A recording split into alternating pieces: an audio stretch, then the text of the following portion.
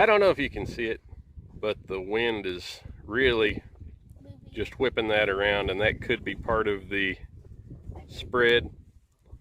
I hate to blame anything other than my own incompetence, but you can't rule it out.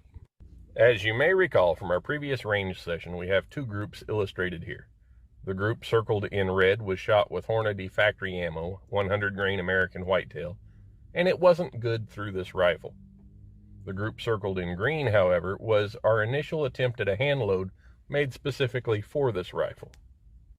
So while it violates the terms of service here on the Tube of You to discuss anything related to the manufacturing of ammunition, suffice it to say that the load that we used for that initial hand load development for this rifle was right out of the book, and it was a middle-of-the-road type load. So our next step after that was to get back out to the range with our new and improved high-tech cartridges of adjusted charge weight to see what we could do in fine-tuning the accuracy with this fine machine. All of this was done under the supervision and the watchful eye of our quality control and management department. Sometimes, despite our best efforts, we wind up being our own worst enemy. Whether it be that backpacking trip you took in Europe chasing the Green Ferry between your junior and senior year in college, the mail-order distance learning courses you took from Rex Kwon Do, or the idea that you could throw money at a problem and make it go away. In this case, what we found was no amount of precision built into the cartridge manufacturing was going to improve the chances we had of getting a reasonable group on target with this rifle in this wind. Hey there folks, welcome back. Hope you enjoyed that. Please bear with any background racket. This is segment 7 on our Alaskan 243 rifle here, showing clear. No ammunition for this rifle out here. We're going to keep it that way for the remainder of this production. So I took it back to the range with a fine-tuned hand load. You may remember from our first segment, as I showed earlier, the group in green there, with our initial hand load, which terms of service won't let me explain to you what that was, but you know, most of you could figure it out if you looked at a book or read something. That we started out kind of a middle-of-the-road load for this rifle. We got a pretty good group at 100 yards. It wasn't great, so I decided to fine-tune it. I went up and down in half-grain increments, hoping to dial it in and see where the sweet spot was. But unfortunately, as is illustrated here, all of our groups looked really bad. And I think, you know, I mean, there comes a point in time where you just know it's not doing any good. You know, we hung the target out there and you're sitting there watching it just moving in the wind. And, well, I know that sounds like an excuse.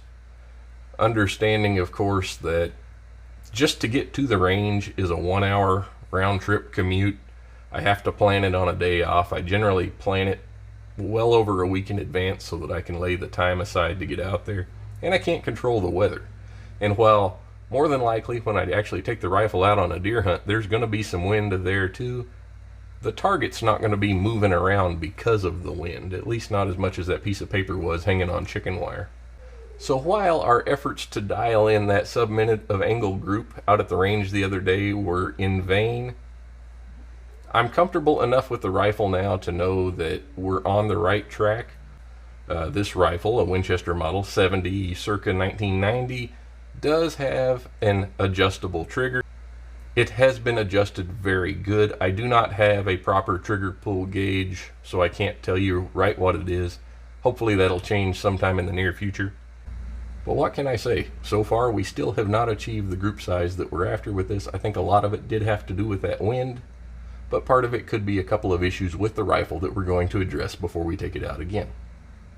One of those issues is right in this area right here. We've got just a little bit of contact between the barrel and the forend. We're going to remove the action from the stock and remove a little bit of material from the barrel channel on the stock just to free float that area to eliminate that from the equation. Also, this rifle has a fairly thin barrel profile, and once you fire 5 or 6 rounds through it, the group size will really start to open up. Now, of course, when you're deer hunting, you're probably going to be taking one shot, and it's probably going to be with a completely cool barrel. In fact, that barrel will probably be cold depending on where you're hunting at. So we want to make sure that the rifle is tuned for precision with a cold barrel. That being said, all of our groups that we shot the other day were shot 3 rounds at a time with 5 minutes in between each round, and then we allowed 15 minutes for the rifle to cool with the action open in between groups. So we were never shooting groups with a hot barrel, but just know that can affect accuracy. So without wasting any more of your time, we'll see you next time, and hopefully we'll have some smaller groups to show you out of this rifle. Take care. God bless.